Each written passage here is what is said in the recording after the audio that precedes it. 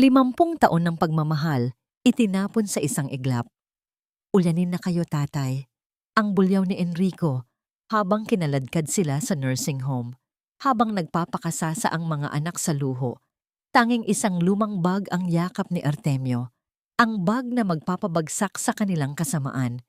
Mababawi pa ba ang dangal na tinapak-tapakan? O tuluyan na silang lalamunin ng dilim at limot? Simulan ang paglalakbay ng luha at pag-asa. Pabigat na kayo sa bahay na ito, tatay. Huwag ninyong isipin na dahil kayo ang nagpatayo ng mga pader na ito, ay may karapatan na kayong manatili rito habang buhay. Ang tinig ni Enrico ay malamig, matalas, at walang bahid ng pag-aalinlangan.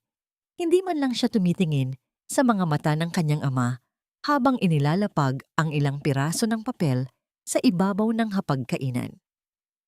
Sa tabi niya, ang kanyang asawang si Gina ay nakahalukip-kip. Suot ang isang nangising tila nagtatagumpay habang pinagmamasdan ang bawat galaw ni na Lolo Artemio at Lola Rosa. Sa mga sandaling iyon, si Lola Rosa ay dahan-dahang lumalapit mula sa kusina. Bitbit ang isang pinggan ng mainit pang adobo. Iyon ang paboritong ulam ni Enrico. Kahit masakit ang kanyang mga kasukasuan at tila umiikot ang kanyang paningin dahil sa pagod, nagtiyaga siyang magluto buong hapon. Ginamit niya ang huling sentimo mula sa kanyang tinatagong ipon para lamang maibili ng pinakamagandang klase ng karne ang kanyang anak. Ang usok na nanggagaling sa pinggan ay nagdadala ng bango ng pagmamahal ng isang ina. Isang halimuyak na tila hindi na kayang amuyin ng pusong nabulag na ng kasakiman. Nang marinig ang bulyaw ni Enrico, ang nanginginig na mga kamay ni Lola Rosa ay lalong nawalan ng lakas. Ang pinggang seramika na maingangat niyang iniingatan sa loob ng maraming dekada ay dahan-dahang nadulas mula sa kanyang mga daliri. Hindi ito bumagsak ng may ingay na mabilis, kundi tila tumigil ang mundo habang pinagmamasdan nila ang paghampas nito sa sahig, dahilan upang kumalat ang masarap na ulam sa maruming semeton. Ang sarsa ng adobo ay humalo sa alikabok, tila simbolo ng kanyang mga sakripisyo na niyurakan sa isang iglap. Nanigas si Lolo Artemio sa kanyang kinauupuan. Hindi siya sumigaw, hindi siya lumaban. Ngunit sa loob ng kanyang dibdib, ang bawat tibok ng kanyang puso ay tila isang mabigat na martilyo na humahampas sa kanyang kaluluwa. Naramdaman niya ang panunuyo ng kanyang lalamunan, isang bara na tila hindi na niya malunok kailanman. Ang kanyang mga mata, na marami nang nasaksihang hirap sa buhay, ay nakatitig lamang sa dumi sa sahig. Ang kanyang kanang kamay ay automatikong humigpit ang kapit sa isang lumang bag na gawa sa kupas na balat na nakapatong sa kanyang kandungan. Ito na lamang ang tanging bagay na itinitira niya para sa sarili, ang tanging saksi sa kanyang mga lihim. Bakit, anak? Ang tanong ni Lola Rosa ay halos isang bulong na lamang, basag at puno ng pait. Anong ginawa naming masama? Ipinagluto pa kita. Paborito mo ito, di ba? Tumawa ng maikli si Gina, isang tunog na mas masakit pa sa sampal. Ipinagluto, Nanay Rosa. Tingnan ninyo ang ginawa ninyo. Itinapon ninyo ang pagkain sa sahig. Ganyan na ba kalala ang sakit ninyo? Sabi ko na sa'yo, Enrico, hindi na siya ligtas dito. Baka bukas makalawa. Sunugin na niya ang bahay na ito dahil hindi na niya alam ang ginagawa niya. Kailangan na ninyong pumunta sa bahay Kalinga. Doon, may mga profesional na mag-aalaga sa inyo. Huwag na kayong maging pabigat sa amin. Ang bawat salita ni Gina ay tila mga karayom na unti-unting itinusok sa puso ni Lolo Artemio. Ang bahay Kalinga ay isang magandang pangalan para sa isang lugar kung saan itatapon ang mga taong wala ng silbi para sa lipunan. Tiningnan ni Artemio ang kanyang anak, naghahanap ng kahit konting kislap ng awa, ngunit tanging ang malamig na determinasyon para sa pera at ari-arian ang kanyang nakita. Dahan-dahang tumayo si Artemio. Ang kanyang tindig ay hindi na tulad ng dati, ngunit meron pa ring natitirang dangal sa kanyang bawat galaw. Inalalayan niya ang kanyang asawa na ngayon ay tahimik ng humihikbi. Ang mga luha ay pumapatak sa nagkalat na pagkain sa sahig. Sa gitna ng katahimikang nababalot ng puot at pagmamalupit, isang katanungan ang umalingaw-ngaw sa isip ni Artemio. Isang tanong na alam niyang tanging ang panahon lamang ang makakasagot. Hanggang kailan kayang tiisin ng isang magulang ang hapdi ng pagkakasala ng kanyang sariling dugo? Bago tuluyang maglaho ang liwanag ng pagpapatawad sa kanyang puso, ang bawat pag-ikot ng gulong ng sasakyan ay tila isang kutsilyong humihiwa sa katahimikan ng gabi. Sa loob ng madilim na kotse, walang imik si Lolo Artemio habang nakatingin sa labas ng bintana. Pinagmamasdan ang mga pamilyar na kalsada na unti-unting naglalaho sa kanyang paningin. Sa tabi niya, si Lola Rosa ay tila isang bata na nawawala sa sarili. Ang kanyang mga kamay ay mahigpit na nakakapit sa laylayan ng kanyang lumang bestido. Huminto ang sasakyan sa harap ng isang mataas na gate na gawa sa bakal. Ang bahay kalinga ay hindi katulad ng iniisip ng marami. Sa ilalim ng malamlam na ilaw ng poste, ang gusali ay mukhang isang lumang kastilyo na nawalan na ng sigla. Ang amoy ng antiseptic at mga gamot ay agad na sumalubong sa kanila nang bumukas ang pintuan, isang amoy na napakalayo sa bango ng adobo at sariwang hangin sa kanilang tahanan. "Dito na kayo, Mommy, Daddy," ani Enrico habang mabilis na ibinababa ang 2 maleta sa semento. "Magiging maayos din ang lahat. Mas makakabuti ito para sa inyo."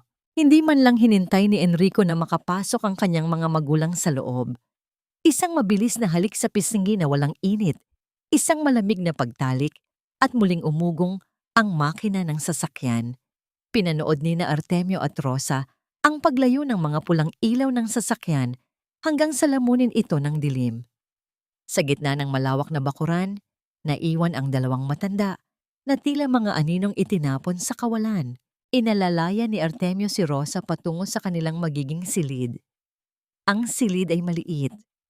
May 2 kama na nababalutan ng puting kumot na tila mga telang pamburol. Walang mga larawan sa dingding, walang mga alaala. Tanging ang tunog lamang ng ceiling fan na mabagal at tila nahihirapang umiikot sa itaas. Nang maiwan silang mag-isa, dahan-dahang naupo si Rosa sa gilid ng kama. Ang kanyang mga mata ay nananatiling nakatitig sa kawalan. "Artemio?" Ang kanyang tinig ay nanginginig. "Bakit ganito? Bakit parang nakulong tayo?" Lumapit si Artemio at naupo sa tabi ng kanyang asawa. Kinuha niya ang mga kamay nito, ang mga kamay na nag-alaga sa kanya sa loob ng 50 taon, at dahan-dahang hinaplos ang mga kulubot sa balat. "Huwag kang matakot, Rosa. Nandito ako. Hindi kita iiwan." Pero sabi ni Enrico, sabi niya ay ulyanin na ako. Sabi niya ay nakakasama na ako sa bahay. Patuloy ni Rosa. Ang mga luha ay muling nagsimulang pumatak. "Totoo ba yun, Artemio? May sira na ba ang isip ko? Bakit hindi ko maalala kung anong araw ngayon? Bakit parang nawawala ang mga piraso ng buhay ko?" Ang bawat hikbi ni Rosa ay tila isang laso na dumadaloy sa puso ni Artemio. Alam niyang hindi totoo ang mga bintang ni Enrico. Alam niyang ang pagkalimot ni Rosa ay dulot lamang ng matinding takot at trauma mula sa paninigaw ng kanilang anak. Ngunit paano niya ito ipapaliwanag sa asawang unti-unti nang pinapatay ng sariling pagdududa? Maingat na inilapag ni Artemio ang kanyang lumang bag sa sahig malapit sa kanyang mga paa. Ang bag na yon, nasiksik sa mga papel at lihim, ang tanging sandata niya laban sa mundo na tila kinalimutan na sila. Nang hating gabi na, habang ang buong gusali ay nababalot ng nakabibinging katahimikan, biglang napabalikwas ng bangon si Rosa. Ang kanyang paghinga ay mabilis at puno ng takot. "Artemio, angkalan! Hindi ko napatay ang kalan sa bahay. Masusunog ang lahat." Mabilis siyang niyakap ni Artemio upang pakalmahin. "Shh, Rosa. Wala na tayo sa bahay. Nandito tayo sa bahay kalinga. Maayos ang lahat." Napatigil si Rosa. Ang kanyang mga mata ay lumaki sa gulat habang tinititigan ng asawa. Bahay Kalinga? Kailan pa tayo rito? Sino ang nagdala sa atin dito? Ang katahimikan ay muling bumagsak sa silid. Isang katahimikan na mas nakakatakot pa sa anumang sigaw. Tiningnan ni Artemio ang kanyang asawa at sa kauna-unahang pagkakataon, nakita niya ang isang bakanting tingin sa mga mata nito. Isang tingin na tila hindi na siya nakikilala. Talaga bang nagsisimula na siyang mawala? O ito ang bunga ng masamang balak ng kanilang sariling dugo? Baliw ka na, Nanay Rosa. Tanggapin mo na lang kasi ang katotohanan para hindi ka na nahihirapan. Ang tinig ni Gina sa kabilang linya ng telepono ay tila isang matalim na itak na paulit-ulit na itinusok sa pandinig ni Lola Rosa. Hawak-hawak ng matanda ang cellphone ng may panginginig.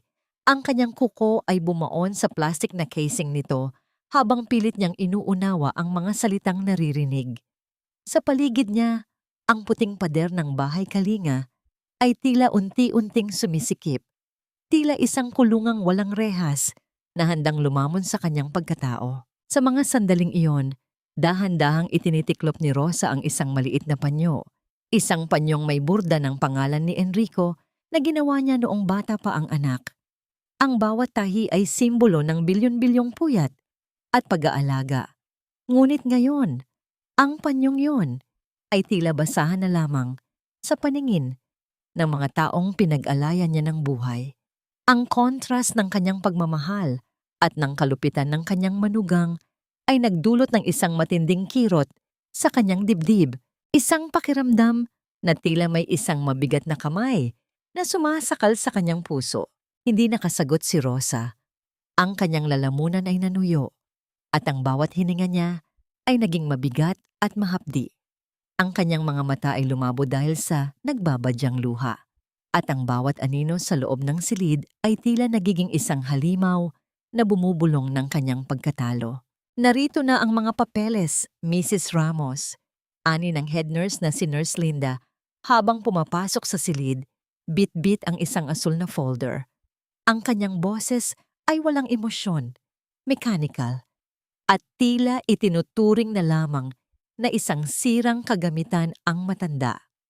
Ayon sa medical records na ipinadala ng anak ninyong si Enrico, malala na ang inyong demensya. Kailangan ninyong pirmahan ang mga dokumentong ito para sa inyong special treatment. Nanlamig ang buong katawan ni Lolo Artemio na kanina pa nakikinig sa isang sulok. Tumayo siya at hinarap ang nurse. Ang kanyang mga mata ay nag-aapoy sa galit na pilit niyang kinakalma. Demensya? Walang sakit ang asawa ko. Iyan ay isang malaking kasinungalingan. Ang mga papeles na yan ay gawa-gawa lamang ni Enrico para makuha ang gusto niya. Ngunit isang malamig na tingin lamang ang ibinigay ni Nurse Linda. Sir, ang mga dokumentong ito ay may pirma ng doktor. Kung may reklamo kayo, sa korte na ninyo sabihin. Sa ngayon, kailangang sundin ang utos ng inyong anak na siyang legal guardian ninyo rito. Dahan-dahang lumapit si Artemio kay Rosa, kinuha ang panginginig na kamay nito at maingat na inilayo ang telepono. Nakita niya ang pagguho ng mundo sa mga mata ng asawa. Si Rosa, na dati ay isang matapang at masayahing babae, ay tila isang lantang bulaklak na nawalan na ng kulay. Ang bawat bintang, ang bawat gaslighting ni Enrico at Gina ay unti-unting nagnanakaw sa kanyang tiwala sa sarili. Nang makaalis ang nurse, inilabas ni Artemio ang kanyang lumang bag. Mula rito ay kinuha niya ang isang maliit na kwaderno at isang pluma. Sinimulan niyang isulat ang bawat pangyayari, ang bawat gamot na ibinibigay, at ang bawat kasinungalingang ipinupukol sa kanila. Ang kanyang mga kamay, bagaman may kunting panginginig, ay determinado. Rosa, makinig ka sa akin, bulong ni Artemio habang nakatitig ng malalim sa mga mata ng asawa. Huwag mong papaniwalaan ang mga sinasabi nila. Hindi ka baliw. Tandaan mo, ako ang iyong saksi. Kahit limutin ka ng buong mundo, ako ang magpapaalala sa iyo kung sino ka talaga. Ang namagitan sa kanila Nang dahan-dahang ihilig ni Rosa ang kanyang ulo sa balikat ni Artemio, habang ang kanilang mga daliri ay nagkabuhol, isang tahimik na sumpaan ng katapatan sa gitna ng bagyo ng kasinungalingan. Ngunit ang katahimikang iyon ay muling nabulabog nang bumalik si Nurse Linda. May bitbit na isang maliit na baso na naglalaman ng isang kulay ubing tableta. Ito ang utos ni Enrico. Kailangan ninyong inumin ito para kumalma ang inyong isipan, Mrs. Ramos. Tiningnan ni Rosa ang tableta. Pagkatapos ay tumingin siya kay Artemio nang may matinding takot. Artemio, kapag ininom ko ba ito, malilimutan na kita? Ang katanungang iyon ay naiwang nakabitin sa hangin, tila isang sumpa na nagpabigat sa atmosfera ng silid. Itapon ninyo ang gamot na yan. Hindi iyan para sa ikagagaling niya, kundi para sa kanyang paglimot. Ang tinig na yon ay hindi nagmula kay Lolo Artemio, kundi sa isang batang babaeng nakatayo sa pintuan. Si Maya, ang baguhang nurse na may mga matang tila laging may dalang liwanag, ay mabilis na lumapit sa kama ni Lola Rosa. Ang kanyang mga hakbang ay magaan, hindi tulad ng mabibigat na yabag ni Nurse Linda na tila sadyang nagpapaalala sa kanyang kapangyarihan sa loob ng bahay kalinga. Inagaw ni Maya ang maliit na baso mula sa kamay ni Nurse Linda. Ang kanyang mga daliri ay bahagyang nanginginig sa galit, ngunit ang kanyang mukha ay nananatiling mahinahon. Nurse Linda, wala sa chart ni Mrs. Ramos ang gamot na ito para sa gabing ito. At ayon sa protocol, kailangan ng countersign ng resident doctor bago magbigay ng anumang pampatulog o sedative. Anong protocol ang sinasabi mo? Bulyaw ni Linda, ang kanyang mukha ay namula sa inis. Ang anak ang nag-utos nito. Si Enrico Ramos ang nagbabayad sa atin, Maya. Huwag kang magmagaling dahil bago ka pa lang dito. Nagbabayad siya para sa pangangalaga, hindi para sa pagkitil ng ulirat ng kanyang ina.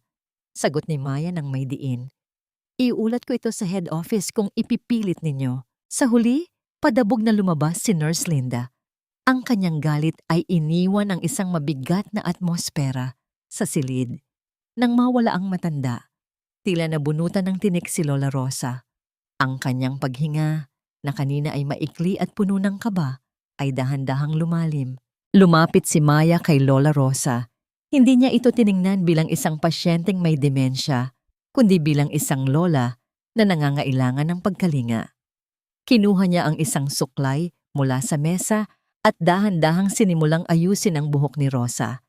Ang bawat hagod ng suklay ay puno ng pag-iingat.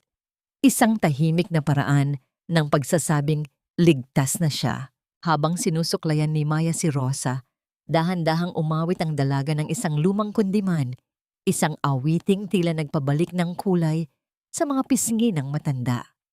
Napapikit si Rosa.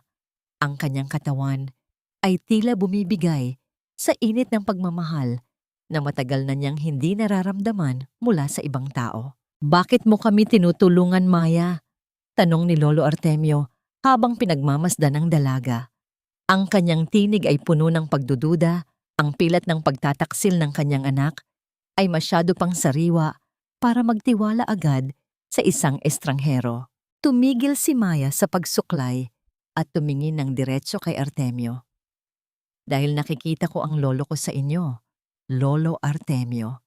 Noong itinapon din siya ng aking mga tiyuhin sa isang lugar na katulad nito, wala akong nagawa dahil bata pa ako. Ngayong narito na ako, hindi ko hahayaang maulit ang kawalang katarungang iyon sa harap ng aking mga mata. Napagtanto ni Maya ang isang bagay na hindi nakita ng ibang staff sa bahay kalinga. Si Lolo Artemio ay hindi isang matandang mahina ang isip. Nakita niya ang talas ng kanyang mga mata, ang maingat na pagbabantay sa paligid, at ang higpit ng kapit nito sa kanyang lumang bag. Mayroon itong plano. Mayroon itong itinatago. Nang dahan-dahang makatulog si Lola Rosa, dahil sa pagod, lumapit si Artemio kay Maya. Inabot niya ang isang maliit na piraso ng papel na punit mula sa kanyang kwaderno. Maya, kung totoo ang sinasabi mo, kailangan ko ng iyong tulong. Ngunit mag-iingat ka. Ang kalaban natin ay hindi lamang ang aking anak, kundi ang kasinungalingang pilit nilang ginagawang katotohanan. Tinanggap ni Maya ang papel. Nang buksan niya ito sa ilalim ng malamlam na ilaw ng lamp, kumunot ang kanyang noo. Walang mensahe sa papel. Tila wala itong saysay sa unang tingin. Tanging isang serye ng mga numero ang nakasulat. 0 siyam, 24, 1 siyam 74, house. Anong ibig sabihin nito, Lolo? Bulong ni Maya. Ngunit hindi na sumagot si Artemio. Humiga na siya sa tabi ni Rosa. Ang kanyang kamay ay nakapatong pa rin sa bag.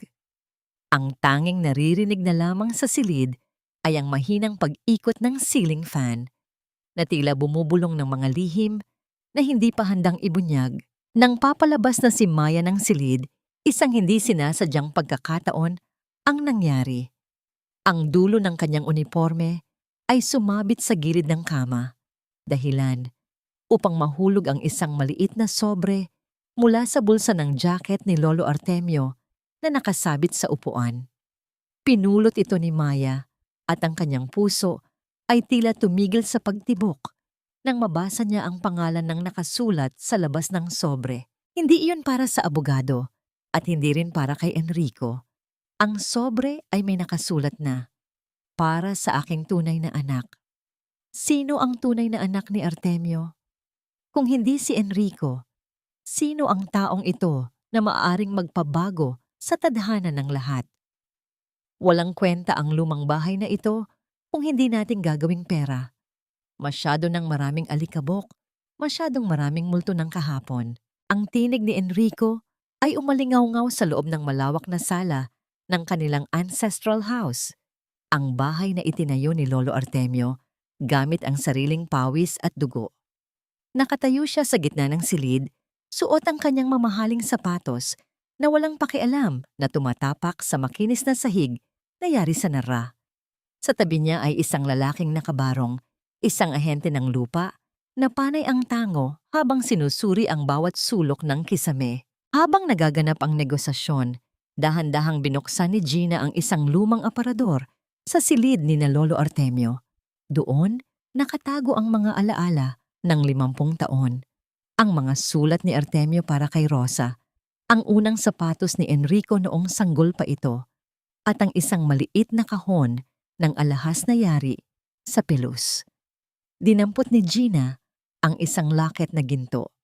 Sa loob nito ay ang larawan ni na Artemio at Rosa noong araw ng kanilang kasal, kapwa nakangiti at puno ng pangarap. Ngunit sa isang mapait na paraan, habang tinititigan ni Gina ang larawan, wala siyang naramdamang awa. Sa halip, kinuha niya ang isang matulis na bagay at pilit na tinuklap ang ginto mula sa frame nito. Tila tinutuklap din ang bawat hibla ng dangal ng pamilya Ramos. Ang larawan ng biyenan ay nahulog sa sahig, nayurakan ng kanyang takong, habang ang pansin niya ay nasa halaga lamang ng metal na hawak niya. Ang kaibahan ng banal na alaala ng nakaraan at ng maruming kasakiman ng kasalukuyan ay tila isang lason na bumalot sa buong bahay. Sigurado ka ba rito, Enrico? Tanong ng ahente habang tinitingnan ang paligid. Ang pagbebenta ng ganitong klaseng ari-arian ay nangangailangan ng pirma ng iyong ama bilang tunay na may-ari. Hindi ba't buhay pa si Mr. Artemio? Isang mapait na ngiti ang sumilay sa mga labi ni Enrico. Huwag kang mag-alala. Ang tatay ko ay ulyanin na at nasa nursing home. Ako ang may hawak ng lahat ng kapangyarihan. Pirma ko lang ang kailangan para matapos ang usapan. Ang bahay na ito ay kailangan ng mabura sa mapa para magkaroon ng puwang para sa mga bagong kondominium. Naramdaman ni Enrico ang isang kakaibang panginginig sa kanyang mga daliri habang papalapit siya sa isang lihim na compartment sa ilalim ng desk ng kanyang ama. Doon niya alam na nakatago ang original certificate of title ng lupa. Ang kanyang hininga ay naging mabigat. Ang bawat tibok ng kanyang puso ay tila isang babala na pilit niyang binabaliwala. Sa kanyang isip, ang mga pader ng bahay ay tila humihinga, tila sumasaksi sa kanyang kataksilan. Dahan-dahan niyang hinila ang drawer at kinuha ang isang makapal na sobrang kulay kape. Ang kanyang mga mata ay naningkit sa pananabik. Inisip niya ang mga luho, ang mga bayad sa utang sa sugal, at ang marangyang buhay na naghihintay sa kanila ni Gina. Ngunit nang buksan niya ang sobre at ilabas ang mga dokumento, ang kanyang mukha ay biglang namutla. Ang dugong dumadaloy sa kanyang mga ugat ay tila naging yelo. Ang papel na hawak niya ay may parehong kulay, parehong tekstura, at parehong tatak ng gobyerno.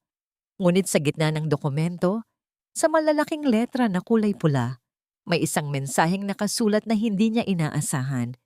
Hindi ito ang orihinal, bulong ni Enrico. Ang kanyang boses ay nanginginig sa galit at takot. Peking titulo, ang iniwan ni tatay dito. Nasaan ang totoo? Habang ang hangin sa labas ay nagsisimulang umihip ng malakas, tila naririnig ni Enrico ang mahinang tawa ni Lolo Artemio na nagmumula sa mga pader ng lumang bahay. Ang katahimikan ng gabi ay muling nabulabog ng isang katanungan na tila walang kasagutan. Kung ang titulong iniingatan sa loob ng maraming taon ay isang pekeng kopya lamang, nasaan ang tunay na kapangyarihan sa lupang ito? At anong sikreto ang dinala ni Artemio sa loob ng kanyang lumang bag sa bahay Kalinga? Wala na itong halaga sa iyo, Nanay Rosa, dahil nakalimutan mo na rin naman ang kahulugan nito. Mabuti pang maging pera kaysa nakatago lang sa baul at inaamag. Ang boses ni Gina ay tila isang matalas na bubog na pilit na ibinabaon sa pandinig ni Lola Rosa. Nakaupo ang matanda sa kanyang kama. Ang kanyang mga mata ay nanlalabo habang nakatitig sa screen ng cellphone na ipinapakita ng kanyang manugang. Doon, sa isang online marketplace, nakapaskil ang larawan ng isang gintong singsing na may maliit na diamante, ang kanyang singsing sa kasal. Ang caption sa ilalim ng larawan ay maikli ngunit nakapanlulumo. Vintage gold ring, negotiable, need funds. Sa mga sandaling iyon, dahan-dahang hinawakan ni Rosa ang kanyang kaliwang palasingsingan. Pakiramdam niya ay may bahagi ng kanyang katawan na pinutol ng walang pamanhid.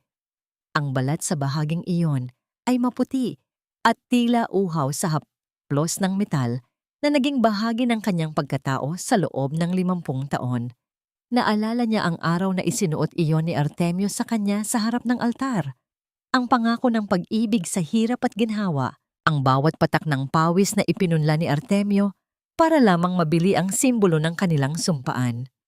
Ang kabanalan ng alaalang iyon ay tila binababoy ngayon ng isang presyong nakasulat sa screen, isang halagang pilit na itinutumbas sa kanyang buhay. Ang paghinga ni Rosa ay naging mababaw, tila isang ibon na unti-unting nawawalan ng hangin sa loob ng hawla. Ang kanyang mga labi ay nanginig, ngunit walang tunog na lumabas. Ang bawat luhang pilit niyang pinipigilan ay tila naging bato sa loob ng kanyang dibdib, nagpapabigat sa bawat pintig ng kanyang puso. Ang kanyang mga kamay ay dahan-dahang napakuyom. Ang kanyang mga kuko ay bumaon sa sariling palad, bilang paraan ng pagpigil sa hiyaw ng kanyang kaluluwa. "Huwag kang mag-alala, nanay," patuloy ni Gina habang tila nag-i-enjoy sa panlulumo ng matanda. "Ang perang kikitain dito ay gagamitin din naman namin para pambayad sa pananatili ninyo rito.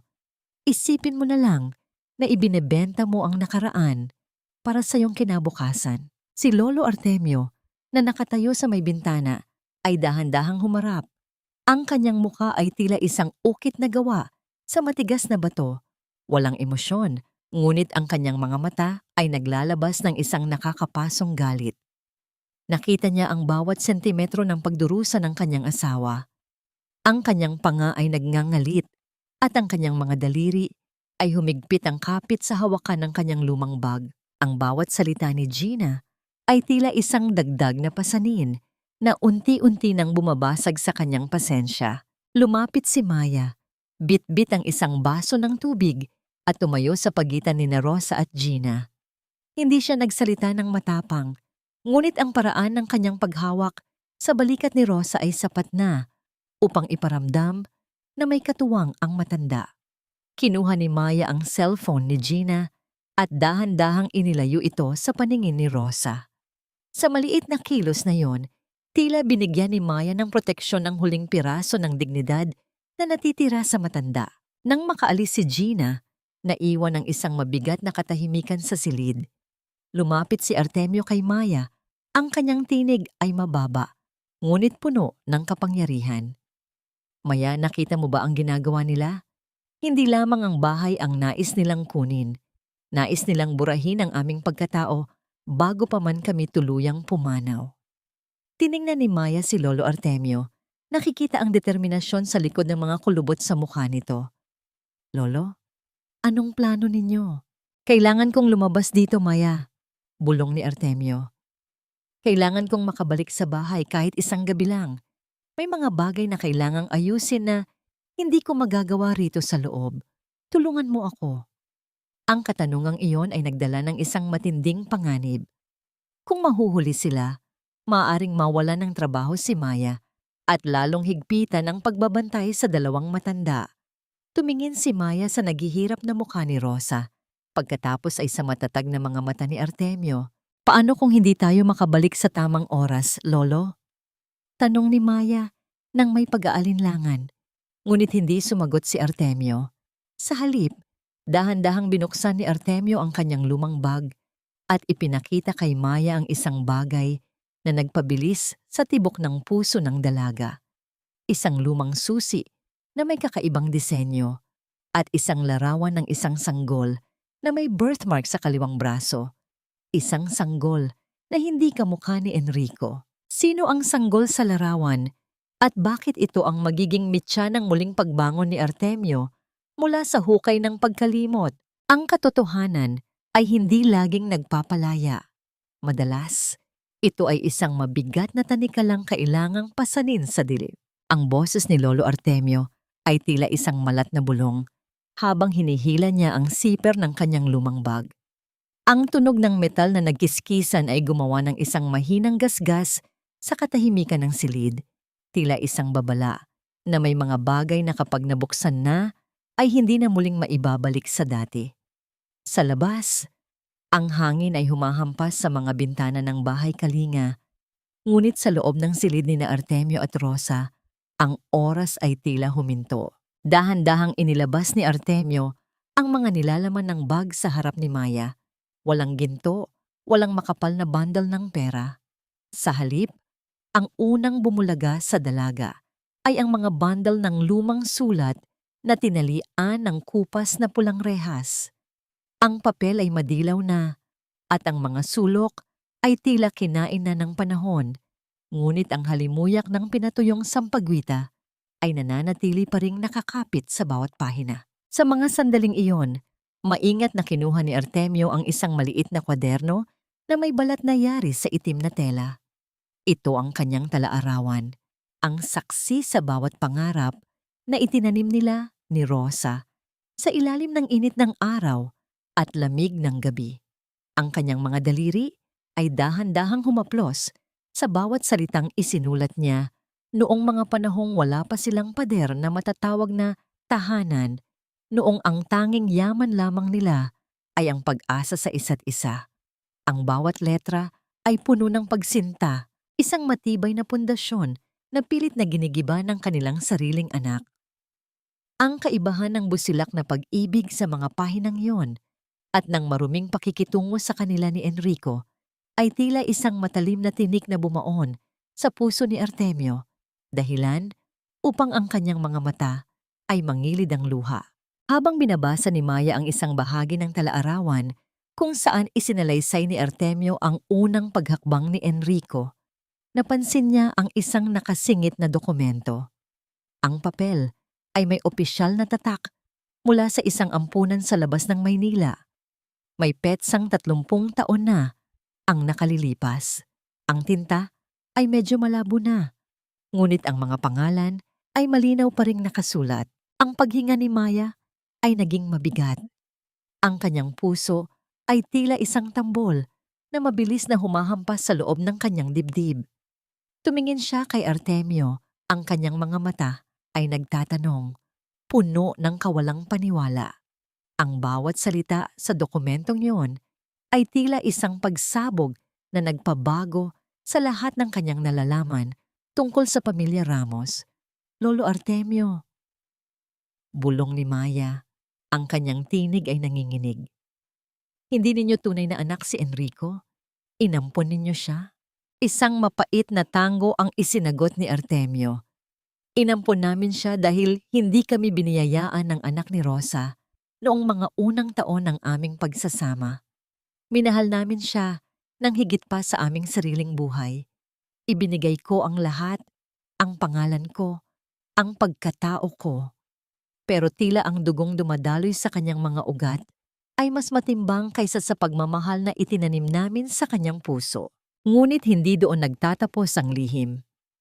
Sa ilalim ng dokumento ng pag-aampon, may isa pang papel, isang sertipiko ng kapanganakan na may ibang pangalan.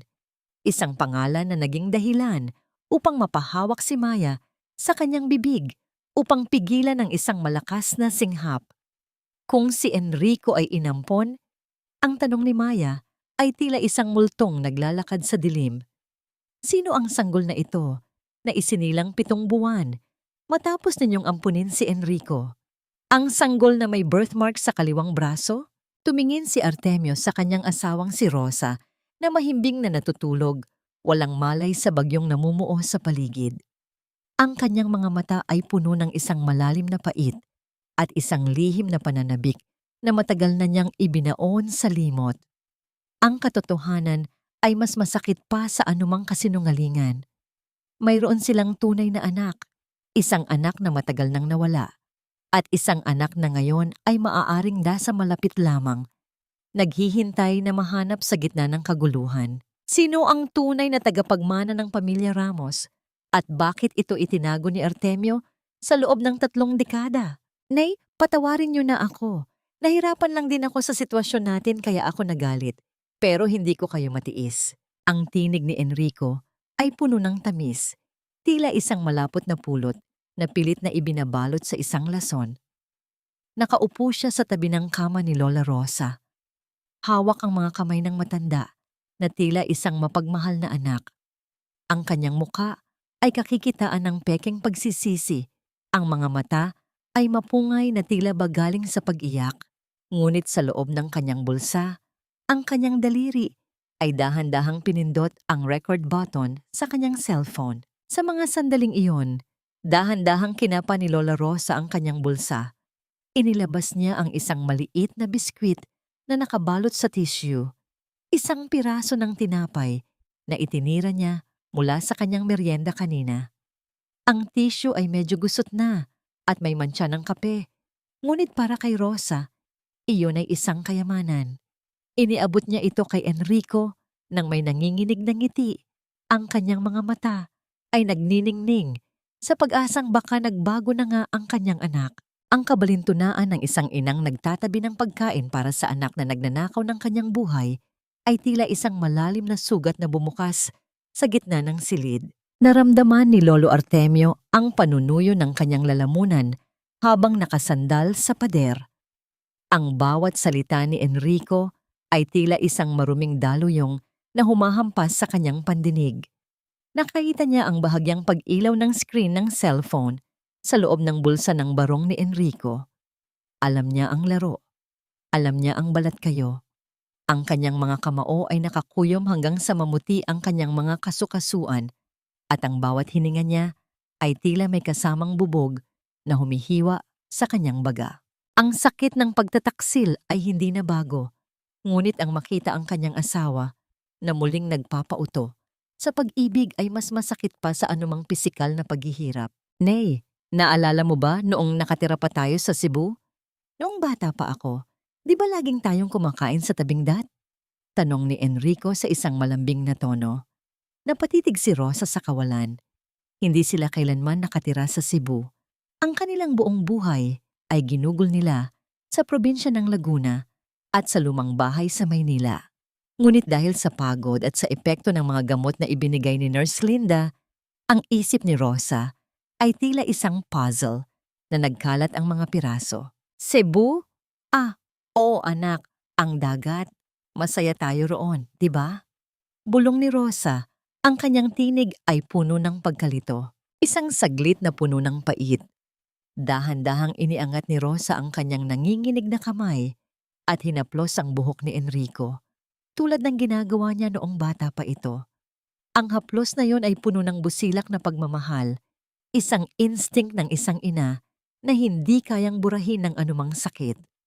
Ngunit si Enrico ay hindi man lang gumalaw. Ang kanyang atensyon ay nakatuon sa pagtiyak na malinaw na naririnig sa recording ang bawat maling alaala ni Rosa. At ang mga papeles sa bahay, Nay. Sinabi mo sa akin dati na ibibigay mo na yon sa akin para maipaayos ko ang bubong. 'Di ba? Naalala mo ba kung nasaan mo inilagay ang susi ng vault? Patuloy ni Enrico. Ang kanyang tinig ay mas lalong naging mapilit. Ang susi? Ang susi ay nasa... Nagsimulang magsalita si Rosa, ngunit ang kanyang diwa ay tila unti-unting lumulutang palayo. Hindi na nakapagpigil si Lolo Artemio. Humakbang siya palapit at humarang sa pagitan ng dalawa. Ang kanyang tindig ay tila isang matandang puno na tumatanggi sa bagsik ng bagyo. Tinitigan niya ng diretso ang kanyang anak. Ang talas ng kanyang tingin ay tila tumatagos sa bawat kasinungalingan ni Enrico. Tama na ang pagkukunwari, Enrico. Ang boses ni Artemio ay isang mababang dagundong na tila nagpayanig sa bawat pader ng silid. Itigil mo na ang pag-record sa nanay mo. Alam ko ang bawat galaw mo. Alam ko kung bakit ka talaga narito. Napatayo si Enrico. Ang kanyang mukha ay biglang nagbago mula sa pagiging mapagmahal na anak tungo sa isang mapanuring kaaway. Ang kanyang nangiti ay naging isang mapait na ngisi. Masyado kang matalas, tatay. Pero kahit anong gawin ninyo, ang recording na ito ay sapat na para patunayan sa korte na wala na sa katuwiran si nanay. At kapag nakuha ko ang guardianship, hindi nyo na mapipigilan ang pagbebenta sa bahay. Ngunit hindi natinag si Artemio. Lumapit siya nang mas malapit kay Enrico hanggang sa maramdaman na nila ang hininga ng isa't isa. Ang bawat kulubot sa mukha ni Artemio ay tila isang mapa ng karanasang hindi kayang talunin ng kabataan ni Enrico. Nagkakamali ka, anak. Bulong ni Artemio. Ang kanyang tinig ay puno ng isang nakakakilabot na katiyakan. Dahil sa bawat salitang sinasabi mo ngayon, mas lalo mo lamang pinapatunayan na hindi ka karapat-dapat sa pangalang Ramos. Alam ko ang ginawa mo, Enrico. Alam ko ang lihim na itinatago mo tungkol sa nakaraan mo. At alam ko kung sino ang tunay na may-ari ng lahat ng ito. Nanlaki ang mga mata ni Enrico. Ang kanyang kumpiyansa ay tila isang kastilyong buhangin na unti-unting ginigiba ng tubig. Anong sinasabi ninyo? Huwag mong hintaying ako pa ang magbukas ng pinto para sa iyong kahihiyan. Pagtatapos ni Artemio habang itinuturo ang pinto. Umalis ka na bago ko pa malimutan na minahal kita bilang sariling dugo. Nang makaalis si Enrico na puno ng galit at takot, naiwang nanginginig si Artemio. Ngunit sa kanyang paglingon kay Rosa, nakita niyang nakatitig sa kanya ang asawa. At sa pagkakataong ito, ang mga mata ni Rosa ay tila luminaw sa loob ng isang saglit. Artemio, bulong ni Rosa, totoo ba? Hindi ba siya ang anak natin? Ang katanungang iyon ay tila isang kidlat na naglayo sa dilim, nag-iwan ng isang katotohanang mas masakit pa sa anumang kasinungalingan. Niloloko mo ba ako, tatay? Akala mo ba ay madadaan mo ako sa mga palihim mong ngiti at pagtatago ng mga dokumento? Ang boses ni Enrico ay pumutok sa loob ng maliit na silid na tila isang latigo. Wala na ang malambing na tono ng mapagpanggap na anak. Ang kanyang mukha ay namumula sa galit. Ang kanyang mga ugat sa leeg ay tila mga lason na baging na gustong sumakal sa sino mang humarang sa kanya. Inihagis niya ang mga pekeng dokumento ng titulo sa ibabaw ng kama. Ang mga papel ay nagliparan sa paligid ni Lolo Artemio na tila mga tuyong dahon sa gitna ng bagyo. Sa mga sandaling iyon, dahan-dahang itinitiklop ni Artemio ang isang lumang panyo ni Rosa. Ito ang panyong ginagamit ng asawa niya kapag inaatake ito ng ubo sa madaling araw. Ang bawat tupi ay maingat, puno ng pasensya. Tila ba ang bawat hibla ng tela ay naglalaman ng lahat ng pangakong binitiwan niya noong sila ay nagsisimula pa lamang. Ang payapang kilos ni Artemio ay isang matinding sampal sa nagngangalit na disposisyon ni Enrico. Ang kaibahan ng isang amang nag-aalaga sa maliit na piraso ng alaala at ng isang anak na handang sunugin ang buong kahapon para sa pera ay nagdulot ng isang nakakabinging tensyon sa loob ng silid. Naramdaman ni Artemio ang isang matinding panginginig sa kanyang tuhod. Hindi ito dahil sa takot, kundi dahil sa bigat ng katotohanang ang taong binuo niya sa loob ng maraming taon ay tuluyan ng naging isang halimaw. Ang kanyang paningin ay bahagyang lumabo at ang bawat salita ni Enrico ay tila mga martilyong humahampas sa kanyang marupok na bungo. Ang sakit ay hindi na lamang nasa kanyang puso, kundi dumadaloy na sa bawat bahagi ng kanyang matandang katawan, tila isang laso na nadahan-dahang pumapatay sa huling pag-asa ng isang magulang. Nasaan ang tunay na titulo, Artemio? Sabihin mo sa akin kung nasaan o ipapangako ko sa'yo. Ililipat ko si nanay sa isang pasilidad para sa mga baliw kung saan hindi mo na siya kailanman makikita. Ang banta ni Enrico habang dinuduro ang kanyang ama. Isang malamig na katahimikan ang sumunod. Dahan-dahang tumingala si Artemio, ang kanyang mga mata ay walang bakas ng luha, tanging isang malalim na pait na tila isang balon na walang katapusan. Kahit patayin mo ako, Enrico, hindi mo makukuha ang hindi sayo. Ang bahay na yon ay hindi lamang gusali. Iyon ang buhay namin ng nanay mo. Sa isang iglap, nawala ang huling kontrol ni Enrico sa kanyang sarili. Mabilis niyang hinawakan ang balikat ng kanyang ama at marahas itong itinulak patungo sa gilid ng kama. Ang katawan ni Artemio ay tumama sa matigas na kahoy, isang tunog ng pagbagsak na tila yumanig sa bawat pader ng silid. Ang kanyang lumang bag, ang kanyang tanging kayamanan, ay tumalsik sa sahig at bumukas ng bahagya, isang sandaling puno ng pighati. Habang nakahiga si Artemio sa sahig, nakita niya ang isang maliit na suklay na gawa sa kahoy na lumabas mula sa kanyang bag. Isang suklay na binili niya para kay Rosa sa kanilang 10th anibersaryo. Kahit sa gitna ng kanyang pagbagsak, ang tanging inabot ng kanyang nanginginig na kamay ay ang suklay na yon. Tila ba mas mahalaga pa ang kapakanan ng alaala ng kanyang asawa kaysa sa sarili niyang kaligtasan. Ang pagkakataong yun ay nagpakita ng kadalisayan ng kanyang puso na pilit na niyuyurakan ng kanyang sariling dugo. Wala kang makukuha sa akin. Bulong ni Artemio mula sa sahig. Ang kanyang tinig ay basag, ngunit puno ng determinasyon. Dahil sa bawat pananakit mo sa amin, mas lalo mo lamang pinapatunayan na tama ang desisyon kong ilayo sa iyo ang lahat. Tumawa si Enrico, isang tunog na puno ng kasamaan.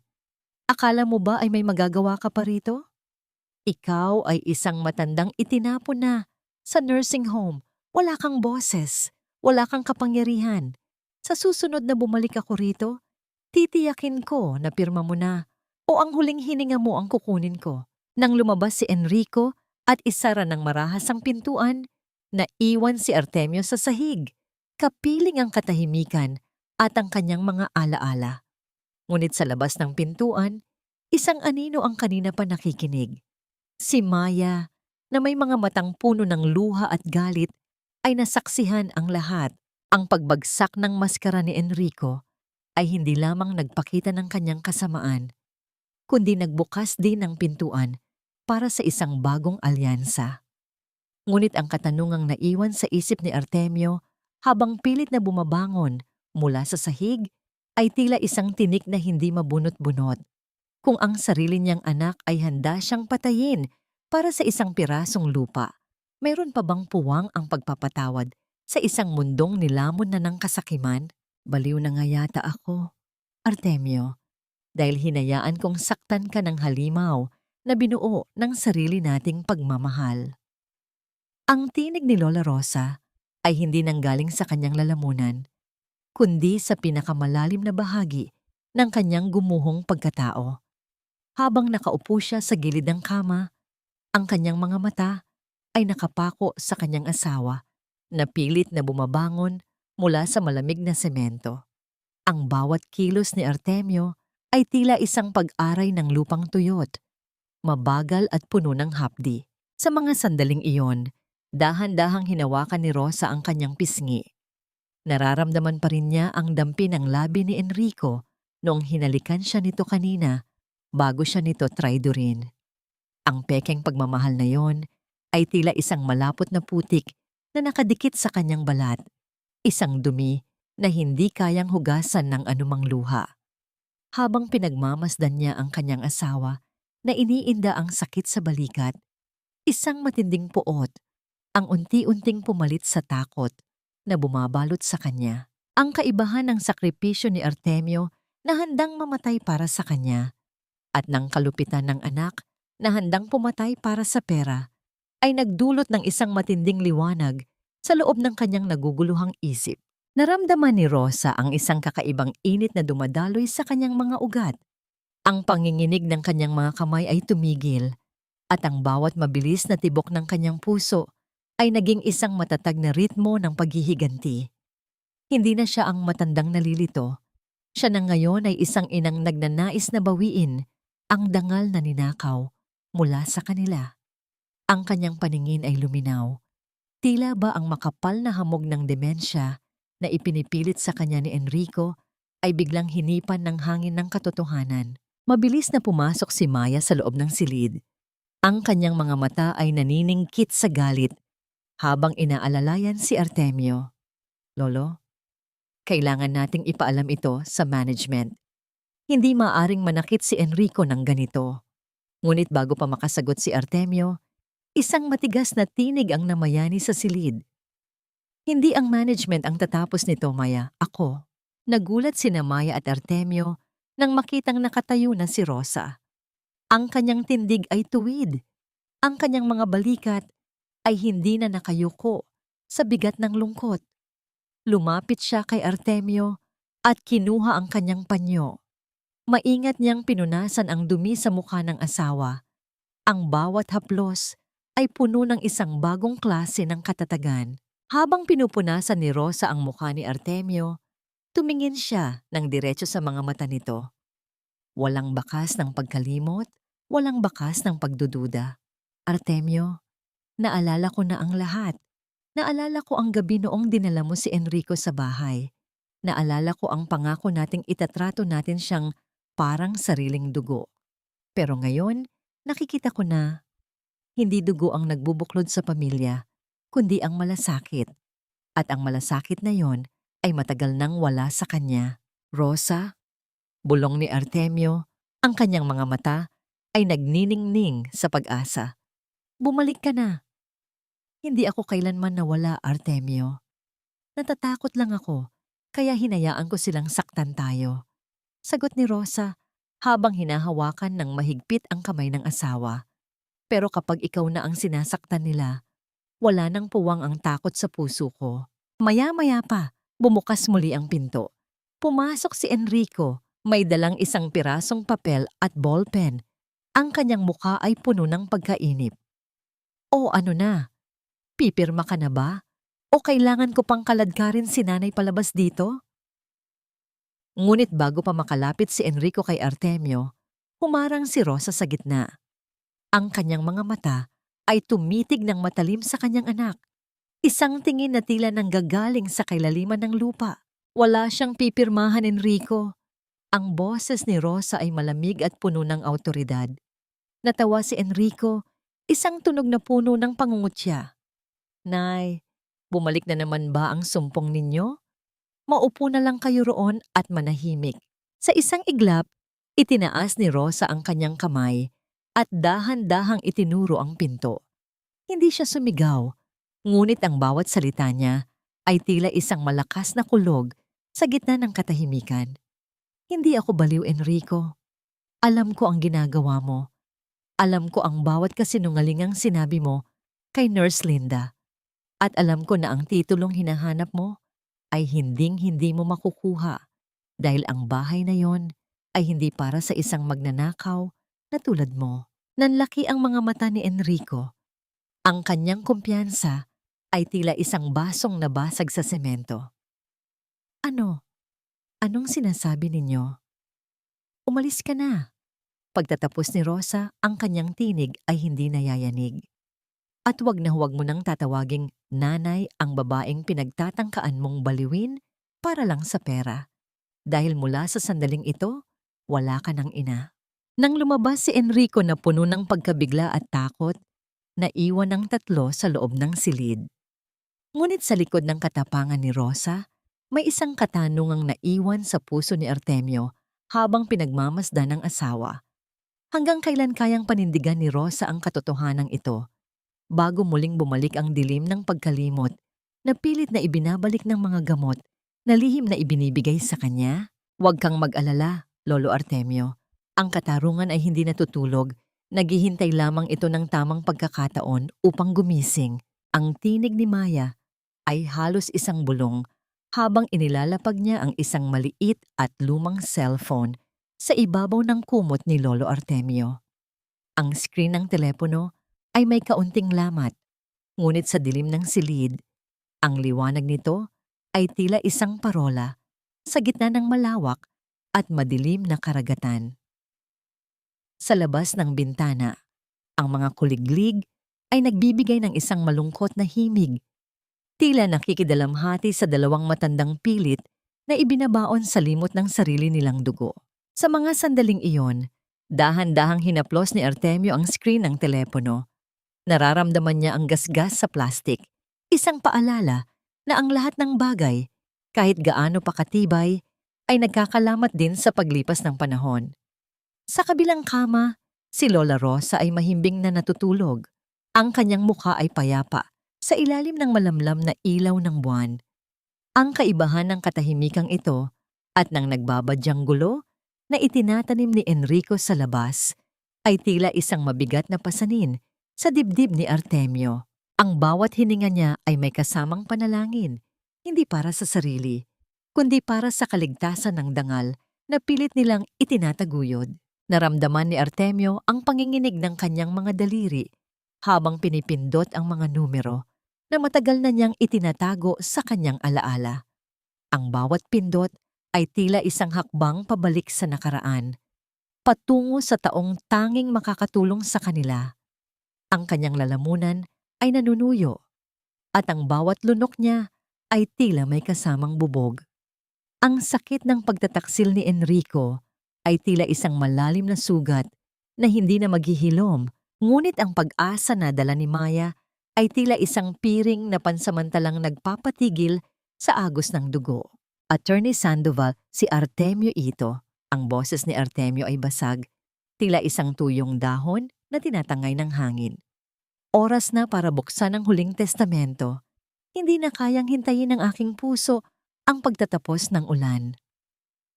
Sa kabilang linya, ang boses ng abogado ay puno ng gulat at lungkot. Artemio, akala ko ay wala na kayo sa katuwiran ayon sa inyong anak. Mag-ingat ka. Ang bawat galaw mo ay binabantayan.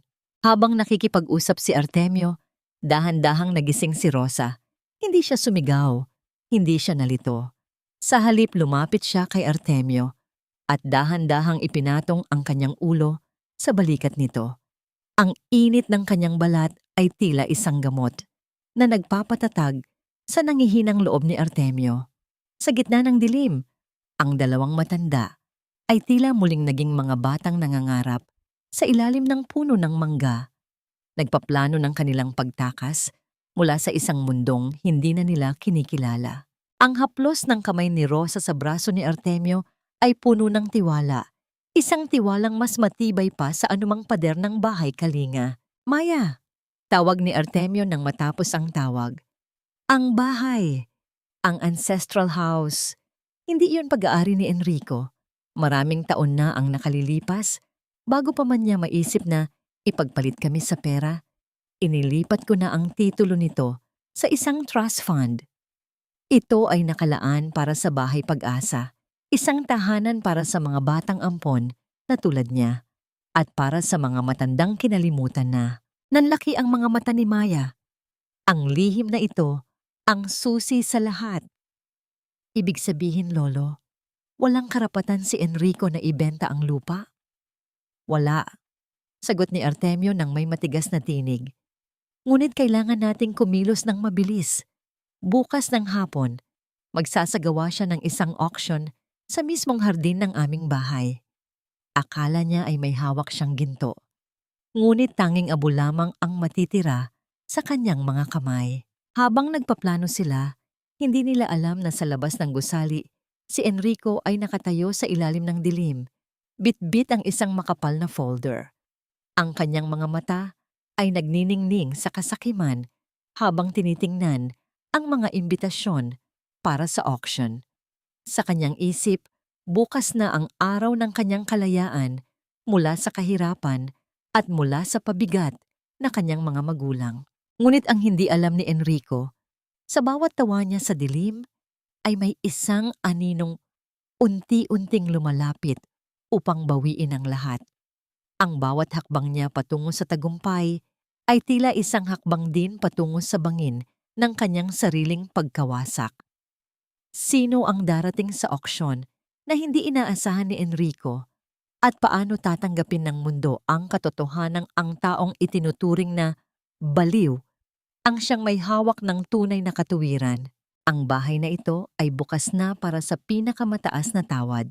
Hindi na natin kailangan ang basbas ng nakaraan para sa ating kinabukasan.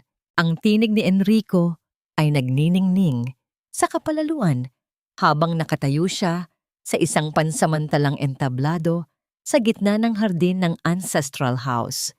Nakasuot siya ng mamahaling barong. Ang kanyang buhok ay maingat na nakagel at ang kanyang mga mata ay tila mga barya na kumikinang sa ilalim ng sikat ng araw.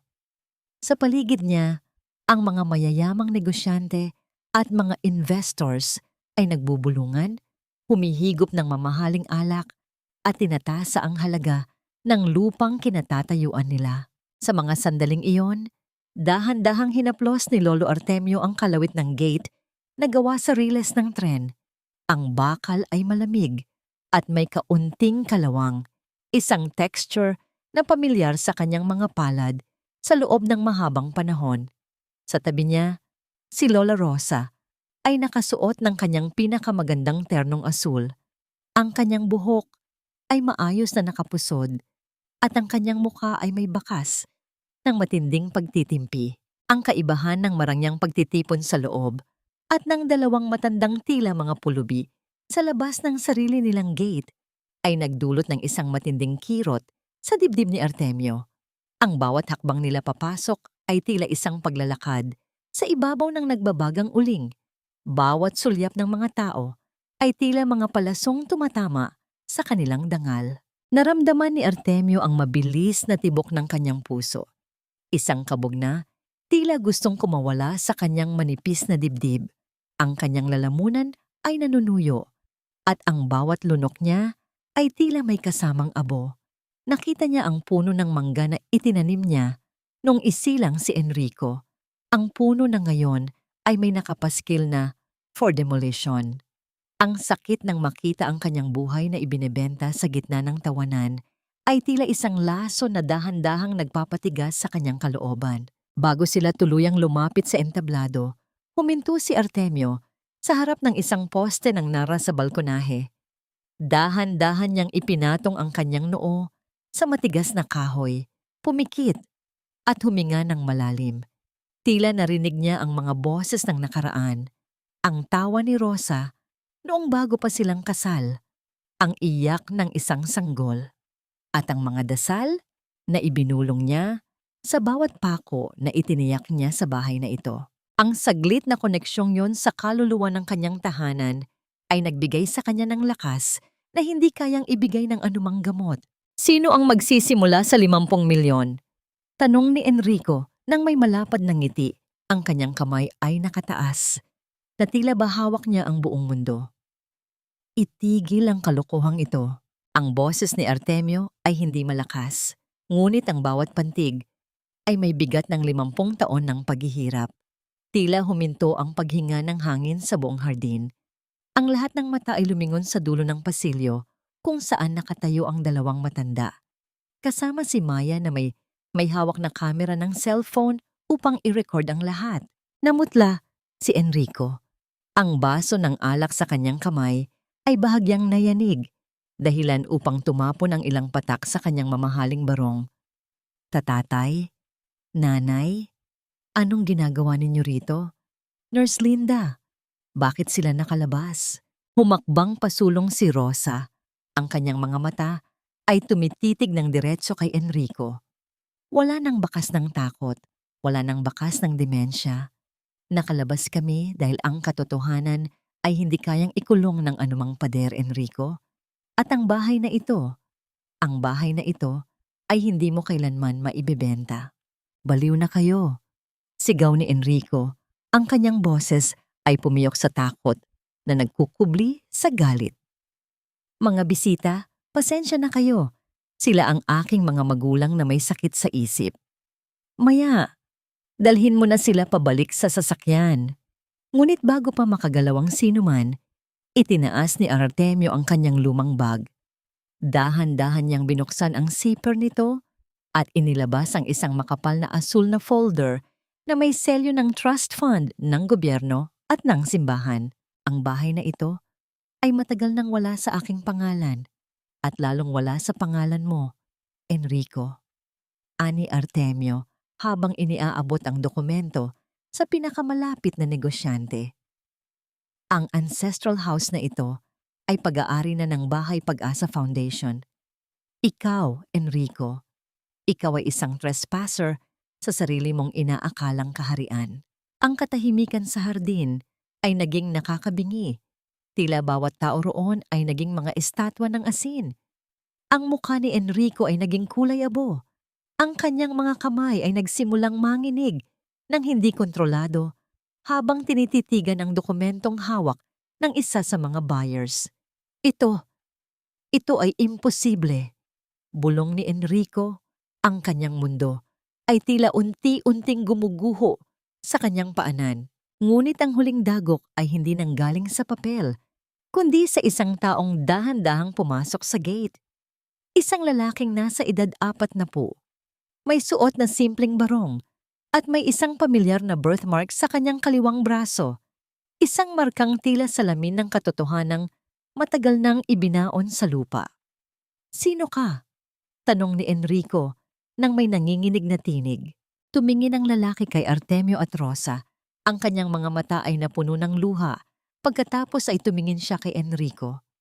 Ako ang tunay na tagapagmana na pilit mong ibinaon sa limot. Ampon ka lang, Enrico. At ang bawat sentimong pilit mong kinukuha ay kabayaran sa pagmamahal na sinayang mo. Ang tinig ni Lolo Artemio ay hindi na nanginginig. Ito ay matatag. Tila isang hatol na nanggagaling sa langit na nagpatahimik sa buong hardin. Ang mga bisitang kanina ay abala sa tawaran ay tila naging mga rebulto. Ang kanilang mga mata ay nakatuon sa nagaganap na trahedya ng pamilya Ramos. Sa mga sandaling iyon, dahan-dahang kinuha ni Artemio ang kamay ng lalaking bagong dating. Ang lalaking nagngangalang Gabriel.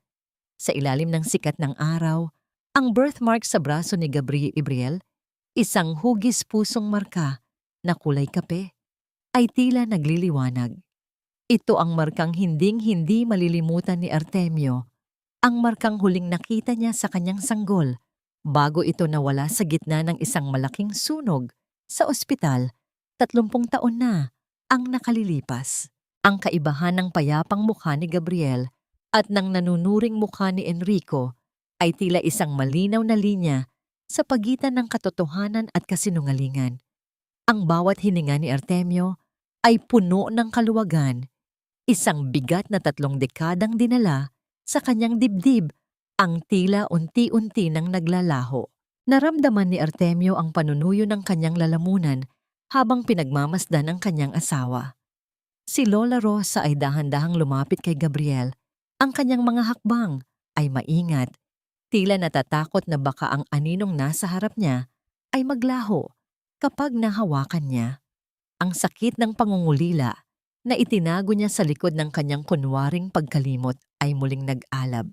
Ngunit sa pagkakataong ito, hindi ito nakakasunog kundi nakakapagbigay ng init.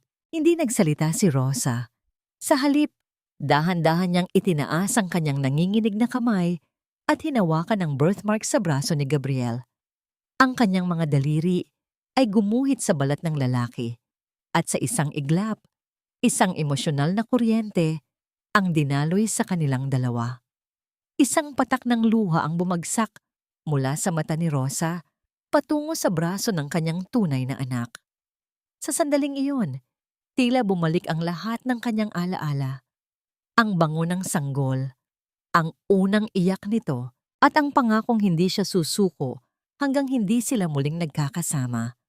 Ang haplos na yon ay higit pa sa anumang dokumento. Iyon ay ang pagkilala ng isang ina sa kanyang sariling dugo. Hindi! Peke yan! Gawa-gawa lang ninyo ang lahat ng ito para hiyain ako. Ang bulyaw ni Enrico, ang kanyang boses ay puno ng desperasyon. Ako ang legal na anak. Ako ang nasa birth certificate. Ako ang nagtiis sa inyo ng maraming taon. Nagtiis ka dahil hinihintay mong mamatay kami para makuha ang lahat, Enrico. Sagot ni Artemio nang may pait. Inampon ka namin para punan ng butas sa puso ng iyong ina. Pero ang butas na yon ay mas lalo mo lamang pinalaki. Ang perang lihim kong ipinapadala kay Gabriel sa loob ng maraming taon. Ang mga numerong nakita ninyo sa aking kwaderno, iyon ay ang suporta ko para sa pag-aaral niya. Alam ko kung nasaan siya, Enrico. Hinintay ko lang ang araw na magpapakita ka ng tunay na pagmamahal bago ko sabihin ang totoo. Pero binigo mo ako. Sa gitna ng kaguluhan, pumasok ang ilang mga unipormadong pulis sa hardin, kasunod si Attorney Sandoval sa kislap ng mga posas sa baywang ng mga pulis ay tila isang babala para kay Enrico at Gina. Mr. Enrico Ramos, mayroon kaming warrant para sa inyong pag-aresto dahil sa falsification of public documents at attempted fraud. Saad ng isang opisyal, namutla si Enrico. Ang kanyang mundo ay tila isang kastilyong buhangin na tuluyan ng tinangay ng malakas na alon. Tumingin siya kay Gina, ngunit ang kanyang asawa ay dahan-dahan ng umaatras, tila naghahanap ng paraan upang makatakas at iwanan siyang mag-isa sa kanyang pagkatalo. Nay, tay, patawarin ninyo ako. Ang tinig ni Enrico ay naging isang pakiusap, ngunit wala ng init sa mga mata ni Artemio. Ang pagpapatawad ay hindi ibinibigay sa taong nagnanakaw ng dangal ng iba, Enrico. Pagtatapos ni Artemio. Habang kinakaladkad si Enrico palabas ng ancestral house, naramdaman ni Artemio ang isang kakaibang katahimikan na bumabalot sa paligid. Ang mga bisita ay dahan-dahan na ring nagsisialisan, iniiwan ng pamilya sa kanilang muling pagbubuklod. Ngunit sa gitna ng tagumpay na ito, isang lihim pa ang hindi nabubunyag. Nang lapitan ni Gabriel si Artemio, may iniabot siyang isang maliit na susi na galing sa kanyang sariling kwintas. Tatay, bago pumanaw ang nag-alaga sa akin ibinigay niya ito. Sabi niya, mayroon daw isang silid sa loob ng bahay na ito na tanging ang susing ito lamang ang makakabukas. Isang silid na hindi ninyo binubuksan sa loob ng 30 taon. Napatigil si Artemio. Ang kanyang muka ay nabalot ng isang bagong klase ng kaba. Anong lihim ang itinatago ng silid na yon? At bakit tila ang katotohanan ay hindi pa natatapos sa pagbabalik ni Gabriel? Ang bawat kasalanan ay may timbang, Enrico. At ngayon, ang timbang ng iyong mga gawa ay sapat na upang lunurin ka sa sarili mong kawalan. Ang tinig ni Lolo Artemio ay tila isang hatol na nanggagaling sa kailaliman ng isang banal na templo. Habang ang mga pulis ay dahan-dahang inilalapit ang mga posas sa mga kamay ni Enrico, ang bawat kislap ng bakal sa ilalim ng sikat ng araw ay tila isang paalala ng bawat pagkakataong sinayang niya upang maging isang mabuting anak. Ang dating makinis at mayabang na mukha ni Enrico ay nabalot ng pawis at panginginig. Ang kanyang mamahaling barong ay gusot na at tila isang maruming basahan na lamang sa paningin ng mga taong kanyang hinamak. Sa mga sandaling iyon, maingat na kinuha ni Gina ang kanyang mamahaling bag mula sa silya. Sa loob nito, nakatago ang mga huling alahas na ninakaw niya mula sa baul ni Lola Rosa. Ang mga huling piraso ng ginto na inaasahan niyang magiging tiket niya sa pagtakas.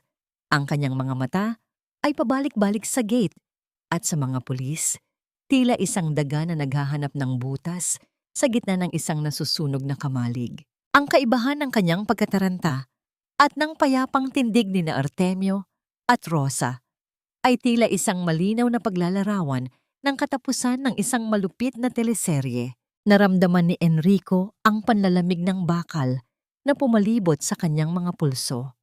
Ang tunog ng paglak ng posas ay gumawa ng isang mahinang ingay na tila bumasag sa huling hibla ng kanyang pag-asa. Ang kanyang mga binti ay tila naging jelly at kung hindi lamang siya hawak ng mga pulis, ay baka bumagsak na siya sa semento. Ang bawat hininga niya ay maikli, puno ng takot na tila may nakabara sa kanyang baga. Ang sakit ng pagkatalo ay hindi lamang sa kanyang isip, kundi tila isang pisikal na bigat na dumadagan sa kanyang balikat. "Nay! Tay! Maawa kayo!" Ang sigaw ni Enrico, ang kanyang boses ay pumiyok at puno ng desperasyon habang kinakaladkad siya patungo sa patrol car. Utang na loob, pinakain ko rin naman kayo. Inalagaan ko kayo sa abot ng makakaya ko. Isang sandaling puno ng matinding pait. Huminto si Lola Rosa sa harap ni Enrico. Dahan-dahan niyang inayos ang gusot na kwelyo ng barong ng kanyang anak. Isang huling kilos ng pagiging ina. Ngunit pagkatapos nito, hindi siya nagmano at hindi rin siya yumakap. Sa halip, kinuha niya ang panyong may burda ng pangalan ni Enrico na itinago niya sa loob ng maraming taon at dahan-dahan itong ibinagsak sa sahig malapit sa paanan ng anak. Ang panyong simbolo ng kanyang mga pangarap para sa anak ay dahan-dahang nadumihan ng alikabok, tila simbolo ng pagputol sa huling ugnayang nagbubuklod sa kanila. Ang tahimik na pagbagsak ng tela ay mas malakas pa sa anumang sigaw ng galit. Ang utang na loob ay hindi binabayaran ng pera, Enrico. Ang boses ni Rosa ay malamig, ngunit may bakas ng matinding lungkot. Binabayaran ito ng pagmamahal. At sa araw na itinapon mo kami sa bahay Kalinga, ikaw mismo ang nagkansela sa utang na yon. Habang isinasakay si Enrico sa sasakyan, isang komosyon ang naganap sa kabilang bahagi ng hardin. Sinubukan ni Gina na tumakbo patungo sa likod na gate, ngunit agad siyang naharang ni Maya at ng isa pang security guard. Sa kanyang pagpupumiglas, bumukas ang kanyang bag at nagkalat sa damuhan ang mga alahas ni Rosa. Ang bawat kumikinang na bato ay tila mga saksi sa kanyang pagtataksil. Walang nagawa si Gina, kundi umiyak sa hiya habang pinapanood ng mga dating kaibigan at kasosyo sa negosyo ang kanyang pagbagsak. Nang tuluyan ng umalis ang mga sasakyan ng pulis, tila huminga ng malalim ang buong ancestral house. Ang hangin ay naging mas presko, at ang hapon ay nabalot ng isang kulay rosas na liwanag mula sa papalubog na araw. Lumapit si Gabriel sa kanyang mga magulang, inakbayan ang dalawa at dahan-dahang iginiya pabalik sa loob ng bahay. "Tatay, nanay, tapos na ang ulan," bulong ni Gabriel. "Muli nating bubuhayin ang bahay na ito." Ngunit habang papalapit sila sa pintuan ng bahay, napatigil si Lolo Artemio sa harap ng isang silid sa dulo ng pasilyo. Ang silid na may susing iniabot ni Gabriel kanina. Ang kanyang puso ay muling tumibok ng mabilis. Alam niyang sa loob ng silid na yon, may isang katotohanang mas matanda pa sa kasamaan ni Enrico.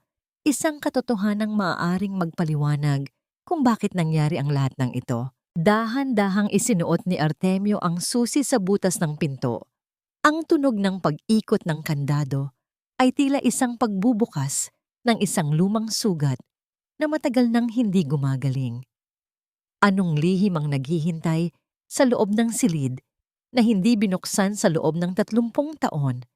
At paano nito babaguhin ang tingin ni na Gabriel at Rosa kay Artemio habang buhay? Ang bawat lihim ay may sariling pintuan at sa hapong ito, ang huling harang sa ating nakaraan ay tuluyan ng guguho. Ang tinig ni Lolo Artemio ay tila isang pag-amin na nagmumula sa kailaliman ng kanyang kaluluwa. Hawak ang maliit na susing iniabot ni Gabriel, dahan-dahan niyang ipinasok ito sa butas ng lumang pinto sa dulo ng pasilyo. Ang pag-ikot ng bakal sa loob ng kandado ay lumikha ng isang mahinang tunog ng pag-atras ng trangka. Isang tunog na tila nagpapakawala sa mga multo ng kahapon na 3 dekadang nanahimik. Ang amoy ng lumang papel, alikabok at tuyong bulaklak ay agad na humaluyak ng dahan-dahang bumukas ang pinto.